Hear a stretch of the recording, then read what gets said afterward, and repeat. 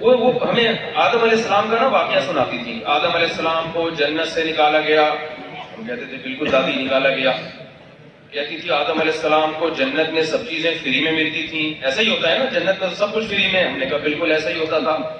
دادی کہتی تھی جب پتہ ہے دنیا میں آئے نا وہ, تو اللہ میاں نے کہا دنیا میں فری میں نہیں ملے گا, اب آپ کو یہاں محنت کرنی پڑے گی. چھوٹے بچے دادی سے کہانی سنتے تھے. اچھا بھائی پھر کیا ہوا؟ دادی کہتی ہیں پھر انہوں نے بیل خریدا, ہل چلایا, گندم بویا, اور پھر گندم سے روٹی بنائی. تو جب روٹی کھانے کے لیے بیٹھے تو روٹی پہیا بن کے بھاگ گئی. تو یہ کہانی. پھر آدم علیہ السلام اس روٹی کے پیچھے بھاگے ہیں.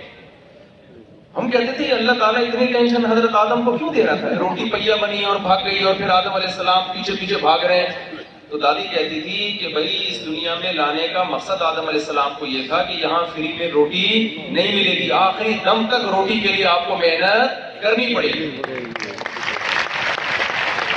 کہانی جھوٹی ہے لیکن اس سے سبق جو مل رہا ہے وہ صحیح ہے یا نہیں؟ خاندانی سبق مل رہا ہے یا نہیں مل رہا؟ اور ایک اور کہانی میں آپ کو سناؤں گا, وہ سچی کہانی. وہ ہمارے پڑوسی ایک بڑے بلڈر ہیں, کندھے پہ رومال لگ کے گھومتے. پیسہ اتنا ہے کہ آدمی ان کی شکل دیکھ کے اندازہ نہیں لگا سکتے اس آدمی کے پاس اتنا پیسہ ہے. میں نے کہا یار آپ اتنے بڑی بڑی بلڈنگیں بنا رہے ہو, آپ نے کیا کوئی سول انجینئرنگ کی ہوئی ہے, یا آپ نے کوئی کراچی یونیورسٹی میں کوئی ڈپلوما ہولڈر ہو, آپ نے کوئی انجینئر بنے ہو آپ وہاں جا کے, یا آپ کا کوئی بڑے بڑے تاجروں کے ساتھ اٹھنا بیٹھنا ہے, یہ آپ کو کس نے سکھایا؟ انہوں نے مجھے کہا کہ یہ میرے باپ کا مجھ پر احسان ہے. میں بڑا خوش ہوا کہ ابا نے بچپن سے ہی اینٹیں رکھنا سکھائی ہوں گی, مزدوروں کے ساتھ کام کرنا سکھایا ہوگا, تو آج یہ اتنی ترقی کی انہوں نے. کہتے نہیں, میرا ابا مجھے کہتا تھا جب میں بالغ ہوا تو میرا باپ مجھے کہتا تھا کہ خود کماؤ گے تو میں کھلاؤں گا, ادروائز میں تمہیں نہیں کھلاؤں گا. کہہ رہے ہم نہیں, جب باپ کے ٹکڑوں میں انسان پلتا ہے, ٹکڑے تو نہیں کہنا چاہیے, باپ کے خرچے پہ انسان پلتا ہے اور باتیں 4 شادیوں کی کرتا ہے تو اچھا لگتا ہے؟ بولو بھائی. میرے پاس لوگ آتے ہیں نا, مجھ سے میں تو کرنا چاہتا ہوں, ابا کرنے نہیں دے رہے, تو آپ ابا سے کہیں میری شادی کرا دیں. میں ان سے کہتا ہوں آپ نے آدھا بیان سنا ہے, آدھا نہیں سنا. آپ نے آدھا بیان سنا ہے, آدھا بیان تو یہ سنا ہے شادی کرنی چاہیے, یہ والا نہیں سنا کہ اپنے خرچے بھی کرنی چاہیے. یہ شاداب حسین بیان میں آپ غیر حاضر تھے. تو اب مجھے یہ بات بتاؤ, اس نے مجھے بتایا کہ ایک دن کیا ہوا, میرے والد نے میرے سامنے سے روٹی کھینچ لی. کھانے کے لیے میں بیٹھا تھا اور والد صاحب نے روٹی سالن میرے سامنے سے کھینچ لیا اور مجھے کہا کہ اب جب تک تو خود کما کے نہیں لائے گا میں تجھے روٹی کھانے نہیں دوں گا. کہتا ہے میرے باپ کا یہ احسان ہے, میں نے در در کی ٹھوکریں کھائیں, دھکے کھائے, اور جتنی محنت میں کر سکتا تھا میں نے کی. اس کا نتیجہ ہے کہ آج میں سینکڑوں لوگوں کو کھلانے کے قابل ہوا ہوں. دیکھو ہمارے حکمرانوں کا ہم پہ بہت بڑا احسان ہے کہ انہوں نے ہمیں کسی قابل نہیں چھوڑا. یہ ان کا ہم پہ بہت بڑا احسان ہے کہ ہمیں یہ بتا دیا کہ آپ ہم پہ بالکل بھی اعتماد نہیں. ایک آدمی کو انٹرویو کی آفر آئی, وہ گیا, انہوں نے کہا کہ آپ کی ایج اتنی ہے, اس نے کہا نہیں میری اس سے زیادہ ہے. یہ ہمیں اتنی فٹ ہائٹ کا آدمی چاہیے, کہا نہیں میری ہائٹ تو اتنی. بھائی آپ کے پاس یہ سرٹیفکیٹ ہے؟ نہیں. انہوں نے کہا پھر آپ کیا کرنے آئے ہو؟ میں یہ بتانے آیا ہوں کہ میں آپ کے قابل نہیں ہوں, میرے انتظار میں نہیں بیٹھیے گا. تو ہمارے حکمرانوں نے ہمیں بتا دیا کہ ہم آپ کے قابل نہیں ہیں, آپ ہم پہ ڈیپینڈ کر کے بولو نہیں بیٹھے, جو آپ نے کرنا ہے خود ہی کریں, ہماری جان چھوڑو. تو یہ جو فضول تبصرے فلاں ایسا اس میں ٹائم ویسٹنگ کے علاوہ کچھ بھی نہیں ہے. آپ خود کمائیں خود کھائیں والی پالیسی پر عمل کریں. اور ایک آخری بات, دیکھو ہم مسلم زیادہ تر میجورٹی تو یہاں مسلمانوں کی ہے, جو غیر مسلم ہیں وہ بھی ان باتوں سے جو میں کہہ رہا ہوں وہ متفق ہوں گے ضرور.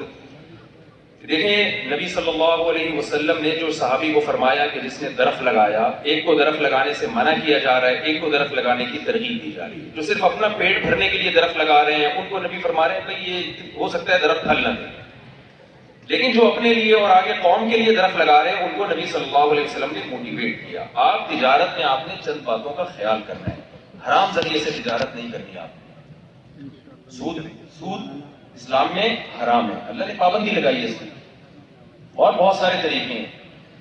بغیر قبضے کی چیز آگے بیچنا، رسک لیے بغیر، اسلام نے ایک آرڈر، ایک لا بنایا ہے کہ جس چیز کا آپ رسک نہیں لیتے اس پہ نفع نہیں اٹھا سکتے آپ، کیونکہ اس سے دولت کی تقسیم نیچرل نہیں رہتی. تو بہت ڈیٹیل ہے، میں ابھی یہاں وہ مسائل بیان کرنے تو نہیں آیا. تو آپ بزنس کریں. علماء آپ کو ریحان اللہ والا صاحب خیریت سے ہیں، آپ ان سے ہمارے پرانے تعلقات ہیں اور آپ کو پتہ ہے ان سے پرانے تعلقات ہونا ان سے بہت اچھے رہنا چاہیے کیونکہ وہ آپ کے سارے راز جانتے ہیں. تو اسلام آپ کو منع نہیں کرتا تجارت سے، بزنس سے، لیکن اسلام آپ کو یہ حکم دیتا ہے کہ حرام کی طرف آپ نے نہیں جانا. کچھ پابندیاں لگائی ہیں، رسک لیے بغیر کسی چیز کا پروفٹ آپ نہیں لے سکتے، قبضے کے بغیر چیز آگے نہیں لے سکتے آپ. قمار، جوا اسلام میں حرام ہے.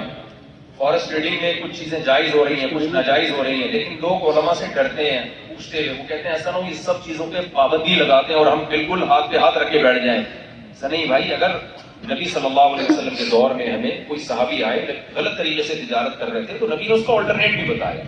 تو علماء کے سر پہ سینگ نہیں ہوتے، آپ تجارت کریں، علماء سے مسائل پوچھیں. اور ایک آخری بات جو سچی مچی کی اس میں اس کے بعد میں ایک آخری اور بات کروں گا، وہ یہ کہ دیکھیں قارون کے پاس بہت پیسہ تھا، ایک فالٹ تھا اس کے اندر. موسیٰ علیہ السلام نے اس کو یہ نہیں کہا کہ تو نے پیسہ کیوں کمایا، بلکہ موسیٰ علیہ السلام نے فرمایا احسن کما احسن اللہ علیک، اللہ نے تجھ پر احسان کیا. اس کا مطلب جب اللہ نے کسی کو دولت دی تو اللہ کا اس پر احسان ہے.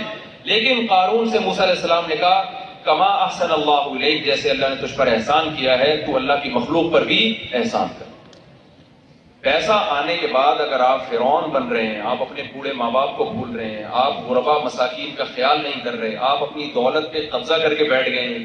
قارون سے جب کہا گیا نا کہ غربا اور مسکینوں کا خیال کر، تو اس نے کہا انما اوتیتہ علی علم عندی، کہ میری ایفرٹس ہیں، میرا دماغ ہے جس سے میں نے یہ سب کمایا ہے. یہ تکبر آپ کے اندر نہیں آنا چاہیے. اللہ تعالیٰ کو تواضع پسند ہے، انا اور تکبر اللہ کو پسند نہیں. جب کوئی نعمت آپ کو ملے گی آپ نے نسبت کس کی طرف کرنی ہے؟ اللہ کی طرف. یہ کس کا احسان ہے بھائی؟ اللہ کا احسان ہے. یہ جملہ بولتے ہوئے بھی آج پاس لوگوں کو شرم آ رہی ہوتی ہے، تو یہ بہت غلط بات ہے. آپ نے نسبت کس کی طرف کرنی ہے؟ اللہ کی طرف. اور جو میں نے وعدہ کیا تھا، ٹائم چونکہ میرے پاس قیامت تک کے لیے نہیں ہے، اس لیے میں بس جلدی سے بات کو سمیٹ کے ختم کرتا ہوں. یہ جو میں نے کہا تھا نا آخر میں 4 شادیوں کی بات کروں گا. بھائی جب تک پیسہ نہ ہو اس زمانے میں ایک بھی نہیں ہے.